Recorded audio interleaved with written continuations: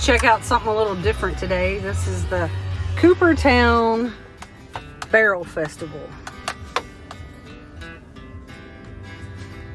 We're gonna go check out the Coopertown Barrel Festival. You know why they call it Coopertown? Because that's the word for a barrel. A cooper is somebody that makes a barrel. So let's see how many people that are here actually know what a cooper is.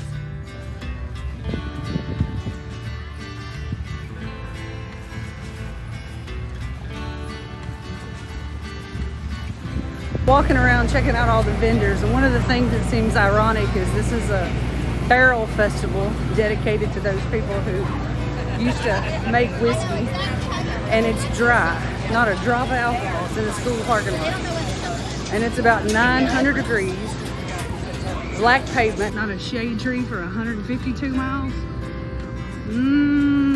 Jury's kind of out on this one.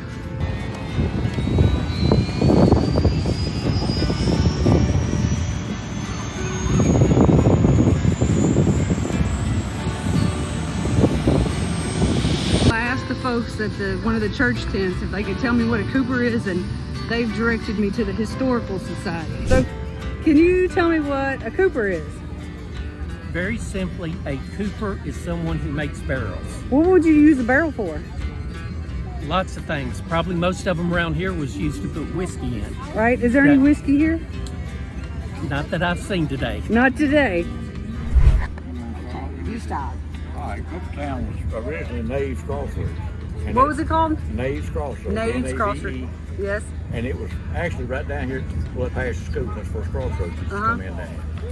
He was here for several years. They renamed it Coopertown because it's where the coopers made barrels. They made the metal and the barrel. They had a sawmill that cut the staves. They had like blacksmiths that made the hoops to put around them. They made whiskey barrels, tobacco hogsheads, and different size barrels, even for water or different things. But it was mainly the whiskey because it got to be such a big thing. And then let me say this. Nave was a name that associated with an outlaw kind of. Oh, yes. No good. Yes. And so the community thought that it would probably be a good idea to change the name because people were moving in and they were thinking Naves, that was a bad place to move. So they changed it to Anson said because of the cooperage. And that's how it got its name. And what was it at Crossroads too, like to and from? Springfield and? Springfield, actually the road down here is what we call the old Coopertown road part of it. It went all the way, it was a Nashville optical turnpike. It's still on my deed to I live in one of those stores, one of the country stores that my great uncle used to run. My living room is one of the stores. Oh, it's a country store? Yeah, it used to be a country store, now it's my house. Oh, that's cool. But anyway, do you have bologna sandwiches? No, he used to. He'd sell them big thickets for 15 cents when I was a kid in there. And ice cream cones on Sunday, and he'd wear those down out dipping ice cream. Yeah, that's like my favorite. It's like when they used to serve those big slice of bologna on a saltine cracker.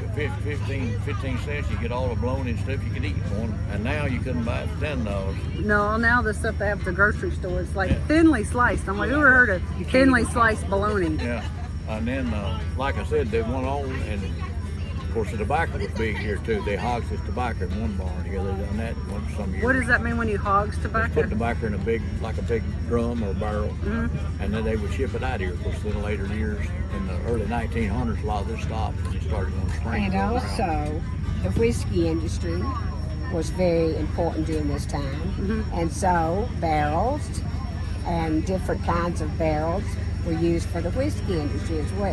Yeah, they made it here and other places. Red River and most places. I don't think people realize how much whiskey was made in Robertson County before Prohibition. It was a big. They brought around. They made a lot of barrels here, so they come here and they shipped them in. Because we've got Greenbrier Distillery, and they're like one of the oldest.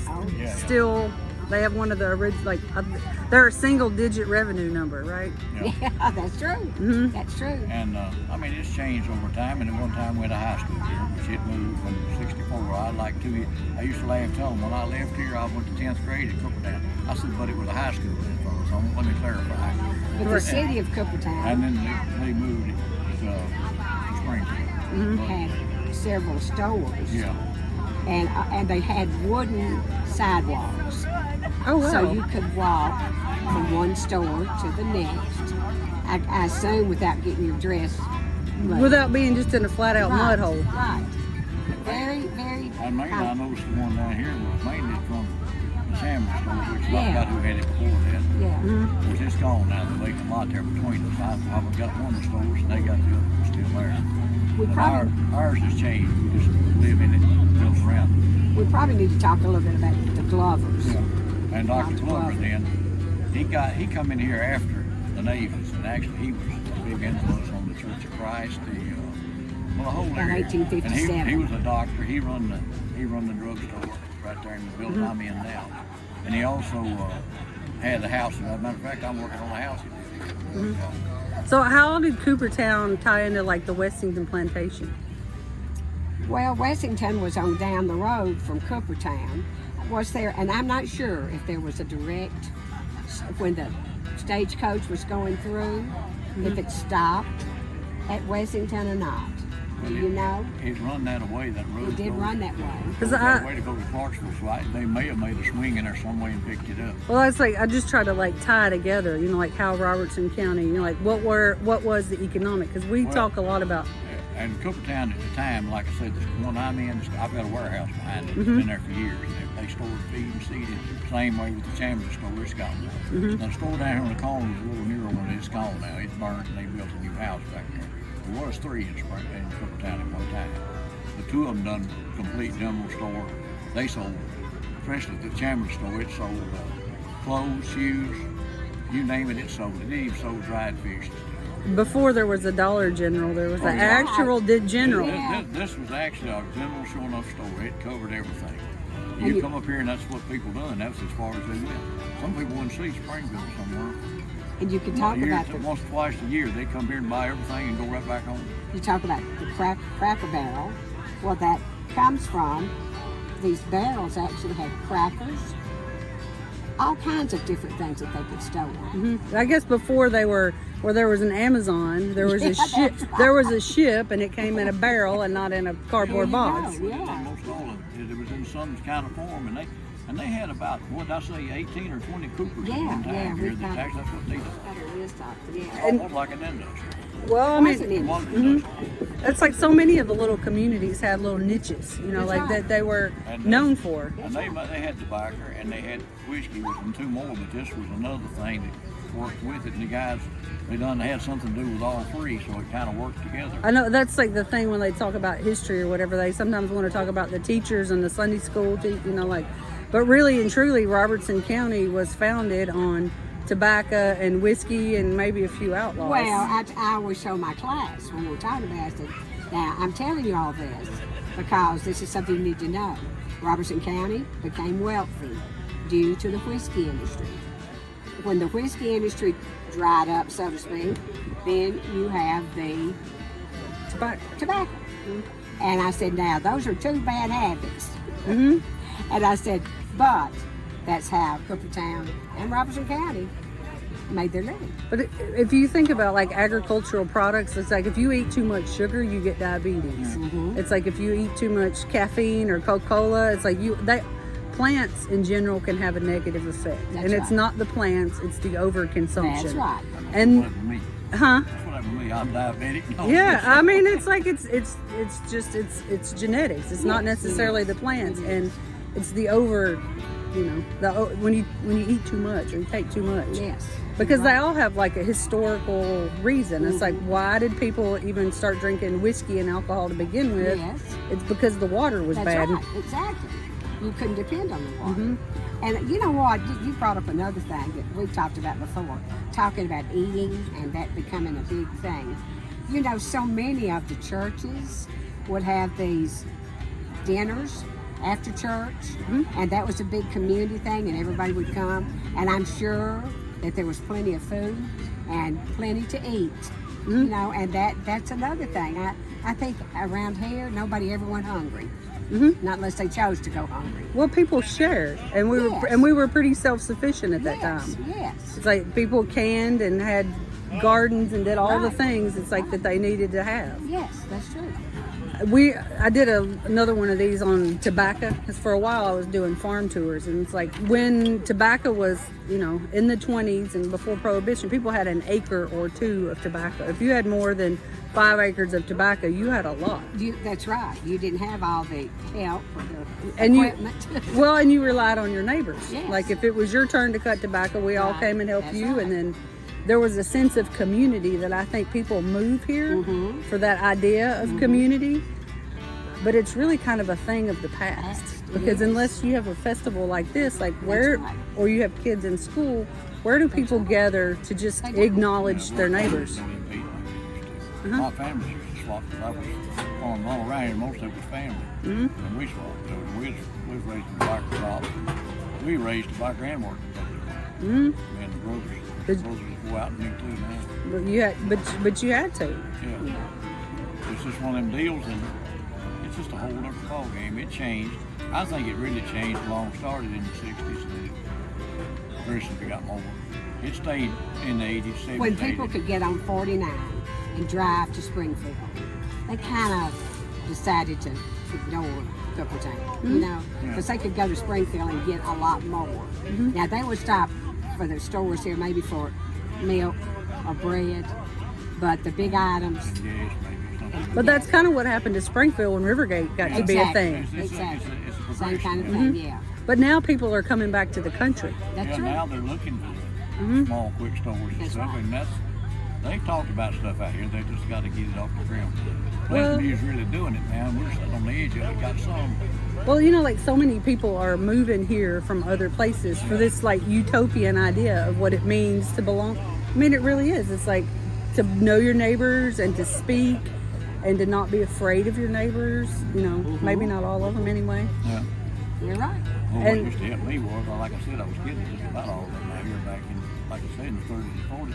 There wasn't many of them. Well, you and I are probably kin. Truth be known. I'm kin to the head. Yeah, it's like truth be known. It's like it's like dating around here sometimes can be kind of difficult. Yeah. You have to Yeah, check. For years, she come in on different sides, and we was The Elliott on the side. head side. She come in on one side, and I did on the other, and didn't realize it. And we didn't realize it until we were getting ready to get married, and then we thought, uh-oh. Another But hedge, then it was a round different and thing. leaves, all that. We'll go back in that we all the time. Yeah, I'm a real estate agent, and I just showed a house over an old log house. It's a dead end road. You go across Burgess Gower Road, and it's the first dead end on the right. There's an old log cabin back in there. It was built in the 1700s, Oh, wow. and it's still got the original logs. And the listing agent, Miss Seeley, told me that it had been added onto in the 1800s, and then progressively over the last 200 years, it's been. What kind of shape is it in? It's surprisingly, it's in good shape, and it's beautiful back there. Sophisticated ones. Some of that winter stuff. I don't know. Yeah. Some of the Is same it? winter is what's back in there. Okay. I guess. That goes back to That's Cato really Winters history and there. Moses Winters and Parsons Farm and all that.